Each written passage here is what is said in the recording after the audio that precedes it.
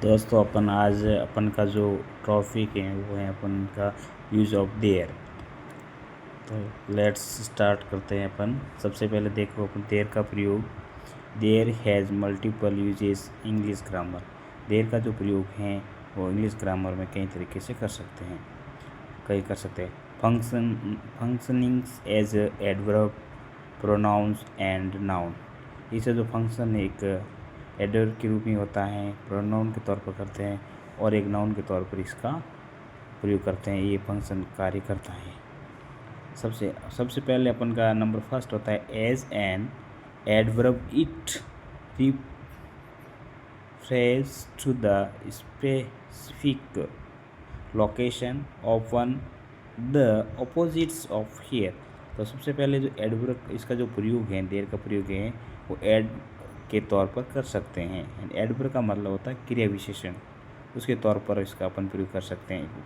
उस विशेष स्थान के लिए प्रयोग करते हैं। इसका मतलब जहाँ विशेष स्थान होते हैं उसके लिए। एग्जाम्पल यहाँ पे हियर है, ये इसके विपरीत अपन प्रयोग कर सकते हैं। एग्जाम्पल अपन कह सकते हैं जैसे कि प्लीज़ कम हियर, यहाँ आओ। तो यहाँ आओ तो अपन कह सकते हैं प्लीज़ गो देयर, वहाँ जाओ। इसकी अपोजिट अपन है, इसका अपन देर का प्रयोग कर सकते हैं। और विशेष लोकेशन के लिए, विशेष जो स्पेसिफिक लोकेशन होती है स्थान के लिए, विशेष स्थान के लिए अपन प्रयोग कर सकते हैं। अब आगे अपन नेक्स्ट प्रयोग होता है it can also be used as a pronoun to introduce sentences और क्लोज।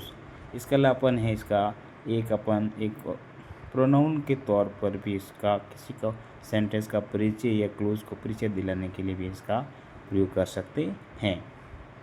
इसमें थर्ड इसमें इसका प्रयोग है there an function as noun referings to specific place और पोजीशन। इसके अलावा अपन का विशेष स्थान या पोजीशन के लिए भी अपन इसका प्रयोग कर सकते हैं, यानी कि नाउन के तौर पर इसका प्रयोग कर सकते हैं। आगे नेक्स्ट अपन देखते हैं। पहले adverb, there are used as an adverbs indicates to specific locations of one in contrast to the there। इस कॉन्ट्रास्ट सबसे पहले एक बार बोला पुट द बुक देयर, यानी वहाँ किताब को रख लो। तो ये ध्यान रखना है, देयर यहाँ पे आया लोकेशन के लिए, ये यहाँ पे एडवर्ब का काम करता है। यू मे गो देयर, तुम वहाँ जा सकते हो। तो यहाँ देयर है, यहाँ पे भी एडवर्ब का काम करता है। नेक्स्ट देखते हैं प्रोनाउन। ये डमी सब्जेक्ट के रूप में किया जा सकता है। There can be used as pronoun particularly with verbs like be to introduce the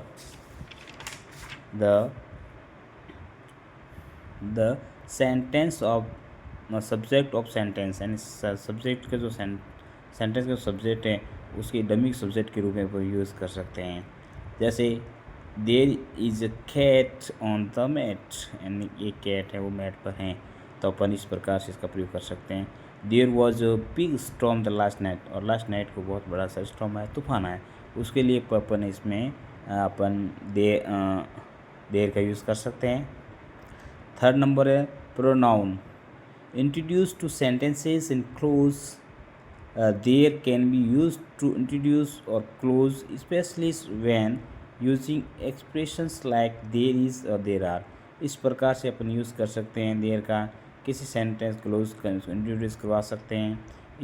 specially when using the express, जब हम एक्सप्रेस यूज़ करते हैं उसके लिए भी अपन देयर का यूज़ करा सकते हैं। एग्जाम्पल जैसे कि अपन कहते हैं there once was a king, एक बार एक राजा था। देयर वाज अ बॉय, एक लड़का था। इस प्रकार से अपन यूज़ कर सकते हैं।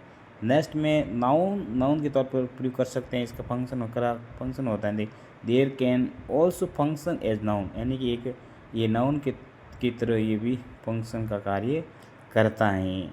ये रिफेरिंग्स टू स्पेसिफिक प्लेस और पोजीशन के लिए होता है। Example from there you can see the lake, या ये बता रहा है कि यहाँ से तुम है लेक को देख सकते हो, यानी कि झील को देख सकते हो यहाँ से। तो यहाँ पे भी लोकेशन बता रहा है। आई लिव देयर, मैं वहाँ रहता हूँ, तो वहाँ देयर रहता था, मैं वहाँ रहता था। तो यहाँ पे देखेंगे देयर हैं, ये देयर का ये भी क्या है, लोकेशन। इस यहाँ पे पोजीशन या प्लेस का स्थान बता रहा है। तो भी हो गया। इस प्रकार से अपन कह सकते हैं, इस प्रकार का अपन का देयर का यूज़ कर सकते हैं। अब आगे थोड़ा चलते हैं, इसके आगे इसके अलावा इसको हम सही तरीके और इसको और डीपली इसको समझते हैं। मैंने 2 चित्र यहाँ बनाए हैं, इसको समझने की कोशिश करें। देर का प्रयोग आमतौर पर इंट्रोड्यूस कराने के लिए भी इंट्रोडक्टरी वर्ड के रूप में भी यूज़ कर सकते हैं। कोई भी संख्या आती है, अपन संख्या के लिए यूज़ कर सकते हैं, उसमें अपन पता होता है इसमें सब्जेक्ट नहीं हो सकता है, अपन फाइंड आउट नहीं कर सकते हैं किसी सेंटेंस को, तो अपन इस देर से अपन कोई सेंटेंस स्टार्ट कर सकते हैं। एग्जाम्पल सबसे पहले आप यहाँ देखेंगे, मैंने एक छोटा सा ऐसा फ्रिज बनाया है, उसमें देखने जैसे आपको अंदर क्या क्या चीज़ें बता रही है, जैसे कोई भी चीज़ पड़ी अंदर, तो अंदर बताने के लिए फिर अपन इसमें देर का यूज़ कर सकते हैं। एग्जाम्पल जैसे अपन ने कहा भाई अंदर एक जैसे कि अपन कोई है या और ये देख लो टेबल पड़ी अपन के ऊपर, तो यहाँ पे जो भी चीज़ें पड़ी हैं टेबल पे पर बताने के लिए भी अपन यूज़ कर सकते हैं। मैंने कहा यहाँ ध्यान से देखिए, यहाँ पेन पड़ी, मैंने कहा भाई ये एक पेन टेबल पर है, तो अपन स्टार्ट कर सकते हैं कि अपन जब अपन प्रेजेंट में बताते हैं किसी चीज़ को, तो यहाँ पढ़ी तो कह सकते हैं कि देयर इज़ अ पेन, है ना। अब ये जैसे एग्जांपल यहाँ पे एक पढ़ी, यहाँ पे एक पर है, यहाँ पे एक बुक पड़ी है टेबल पे, तो अपन यहाँ कह सकते हैं कि जैसे एक बुक है, तो अपन ऐसी सेंटेंस को अपन इस तरीके से स्टार्ट कर सकते हैं कि देयर इज़ अ बुक। तो अपन इस तरीके से कोई भी वस्तु जहाँ पे अपन लगता है कि अपन कैसे वाक्य शुरू करेंगे, तो अपन देर से वाक्य शुरू कर सकते हैं। या कोई अंदर कोई ऐसी चीज़ें पड़ी हैं और उसको बताने के लिए, जैसे है ना, जैसे अपन देखा भाई अंदर तो पानी बोतल है, यानी बोतल है, तो अपन कह सकते हैं देयर इज़ ए बोतल इन द फ्रिज, ऐसे भी बता सकते हैं। तो अंदर क्या क्या चीज़ें वो बताने के लिए भी अपन इस देर का यूज़ कर सकते हैं। एग्जाम्पल मैंने ये आगे कुछ हिंदी में सेंटेंस लिखे हैं, इसको ध्यान से देखोगे और समझ में आपको आ जाएगा। तो सबसे पहले आगे हम देखते हैं, और इसमें मैंने आपको बताया गया है। नेक्स्ट पेज लेते हैं अपन, सबसे पहले अपन शुरू करते हैं। अब यहाँ देखोगे आप, तो मैंने सेंटेंस लिखा है कि जहाँ हिंदी में अगर आप देखोगे मैं या पर आता है, तो अपन देर से अपन स्टार्ट कर सकते हैं। एग्जाम्पल सेंटेंस भी लिखा मैंने, सबसे पहले अपन यहाँ लिखा मैंने देर लिखा है, तो अपन कोई भी सेंटेंस देर स्टार्ट कर सकते हैं। जब अपन प्रेजेंट के अंदर कोई बता रहे हैं कोई चीज़, या मैं या पर आ रहे हैं, तो अपन देर यूज़ कर सकते हैं। एग्जाम्पल मैंने ये लिखा पे कि मैंने कहा एक जो बिल्ली है, कैट है, वो मैट पर है, मैट पर है, देखो पर हैं आते ही अपन देर से स्टार्ट कर सकते हैं। There is a cat on the mat. इस प्रकार से अपन इसमें आ रहा है कि ये जो कैट है वो मैट पर हैं, तो आप देर से स्टार्ट कर सकते हैं। मैंने कहा there are pens in my bag, there are pens. तो यहाँ पे अपन ऐसे देयर आर पेन्स, तो अपन में यहाँ से अपन को लिख सकते हैं ना पेन्स, तो अब यहाँ अपन लिख सकते हैं, जैसे मैंने लिखा तो अपन टू आगे लगा सकते हैं, टू TWO है ना। अब बता सकते हैं, मैंने लिख सके there are 2 pens in my bag, and मेरे बैग में 2 पेन हैं। तो अपन यहाँ से देयर से स्टार्ट कर सकते हैं। अपन इसको देकर अपन को इज आर्म लगाना है। यहाँ पे एक वस्तु है तो अपन इज लगाएंगे, एक से ज़्यादा है तो अपन यहाँ आर लगाएंगे। मैं या पर के लिए ही ध्यान रखना पड़ेगा आपको। नेक्स्ट है अपन का देयर वॉज योर वर। यहाँ पे पास्ट में जो भी कोई होती है, पास्ट के लिए अपन यूज़ कर सकते हैं। मैं या पर था आता है, उसके लिए अपन वॉज वर लगा के देर यूज़ करके साथ में अपन वॉज वर लगवा सकते हैं। एग्जाम्पल अपन ने कहा there was a cat in the kitchen, and kitchen के अंदर एक कैट थी। अपन तो मैं या पर के लिए अपन बता सकते हैं there was a cat in the kitchen, and kitchen में एक कैट थी, तो अपन ये बता सकते हैं। पास्ट के लिए फिर अपन देयर यूज सेंटेंस स्टार्ट कर सकते हैं। There were 2 books on the table, यानी टेबल पर 2 किताबें थी, तो अपन इस प्रकार से अपन ये बता सकते हैं। यानी कि यहाँ पे अगर अपन एक आती है वस्तु, उसके लिए कोई भी वस्तु है, कोई भी आता हो, उसके लिए अपन वॉज लगाएंगे पास्ट के लिए। और यहाँ पे अगर एक से ज़्यादा हैं तो वहाँ अपन वर लगाएंगे देर के साथ में, और वाक्य की शुरुआत करेंगे जहाँ अपन लग रहा है कि यहाँ पर सब्जेक्ट स्टार्ट कर सकते हैं अपन, मतलब सब्जेक्ट नहीं है। इसके अलावा नेक्स्ट अपन लेते हैं देयर विल बी। अगर फ्यूचर में पर होगा वहाँ पर अपन देर लगा सकते हैं। There will be a rat in this room, यानी इस रूम में एक रेट होगा। तो अपन इस प्रकार से फ्यूचर के लिए विल बी का यूज़ कर सकते हैं देयर का यूज लगा के। फिर देयर का और लगाते हैं देयर हैज़ बीन, हैज़ या हैव बीन से या परे, यानी यहाँ पे लगा सकते हैं। यहाँ पे क्या होता है, इसके साथ टाइम लगाना पड़ेगा अपन को। है तो ये प्रेजेंट में ये मैं पर हैं, और यहाँ लेकिन से वर्ड है। यहाँ पर आप देखोगे तो मैं और पर हैं, जबकि यहाँ समय नहीं, और इसके साथ में क्या आएगा, मैं पर समय यानी से समय आएगा।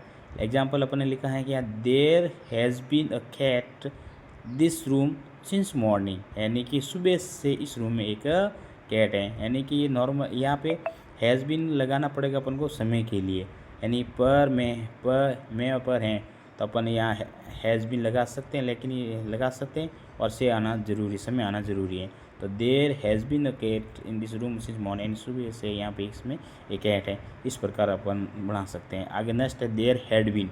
अगर पास्ट में समय है और पर था आता है तो वहाँ अपन हैड बीन लगा सकते हैं। There had been a boy in this room for 2 days, यानी इस रूम में बच्चे 2 दिन से था। इस प्रकार से there will be have been, इसमें से आ गया और मैं और पर होगा, मैं या पर होगा, मैं पर तो होगा, विल हैव बीन लगेगा क्योंकि इसमें साथ में समय आएगा। There will be will have been, there will have been a lion this forest 2 days, यानी इस फॉरेस्ट में 2 दिन से क्या होगा, एक शेर होगा। इस प्रकार से अपन कर सकते हैं। देयर यूज टू बी, यहाँ हुआ करता था, यूज टू बी का ध्यान रखना अपन को, जहाँ भी हुआ करता था। पास्ट में जब अपन कोई भी चीज़ें प्रेजेंट में नहीं, पास्ट में जो हुआ करते थे उसके लिए अपन देर यूज टू के देर यूज टू का प्रयोग कर सकते हैं, और उससे आगे देर लगा सकते हैं, क्योंकि अपन ने पता नहीं रहता सब्जेक्ट क्या है उस तरीके से। तो there use to be a temple in my village, यानी कि मेरे गाँव में एक टेम्पल हुआ करता था। तो देर लगा सकते हैं अपन, एक देर और बना सकते हैं, there use to be a school in my village. इस बहुत सारे अपन बना सकते हैं जहाँ पे सब्जेक्ट देर का प्रयोग करके। देर मस्ट बी, इसका मतलब होना ही चाहिए, there must be a good school in my village, यानी कि मेरे गांव में एक स्कूल, अच्छा स्कूल होना ही चाहिए, तो आप लगा सकते हैं। जहाँ पे इस आपको लग रहा है सब्जेक्ट फाइंड आउट नहीं कर पाते, और इसका एक देर का प्रयोग कर सब्जेक्ट के तौर पर प्रयोग करके आप सेंटेंस स्टार्ट कर सकते हैं। There must be a good school in my village, है ना, इस प्रकार कर सकते हैं ना। आगे अपन नॉर्मल लिख सकते हैं देर, ये वर्ड इसमें ध्यान रखना, there is no need to be one plus object लगा के, कोई आवश्यकता नहीं है, कोई आवश्यकता नहीं, उसके लिए अपन there is no word need लगा के अपन सेंटेंस स्टार्ट कर सकते हैं। एग्जाम्पल अपन ने कहा भाई there is no need to help me, मुझे मुझे हेल्प करने की कोई ज़रूरत नहीं है। इस प्रकार से अपन इस वर्ड का यूज़ करा सकते हैं। There is no need to speak here, यहाँ और बोलने की ज़रूरत नहीं है। तो इस प्रकार से अपन there use no need to be one और ऑब्जेक्ट लगा के सेंटेंस बना सकते हैं, शायद जितना देर का यूज़ करके। There was no need to be, ये पास्ट में है, कोई आवश्यकता नहीं थी, तो उसके लिए अपन इस फ्रेज का देर यूज़ करके नो नीड लगा के सेंटेंस बना सकते हैं। There was no need to come you here, यानी तुम्हें यहाँ आने की ज़रूरत नहीं थी। इस प्रकार से लगा सकते हैं। नेक्स्ट अपन देखेंगे, आपको देखोगे देर या इट इज़ नो यूज़, देर और इट दोनों में से एक लगा के फिर बाद इज़ नो यूज़ टू लगा और वी1 और ऑब्जेक्ट लगा के कोई सेंटेंस बना सकते हैं, और इसका मतलब कोई फ़ायदा नहीं है। याद रख लो, ये हमेशा काम आएगा आपके। There is no use to, there या it is no use to V one object, कोई फ़ायदा नहीं इसमें।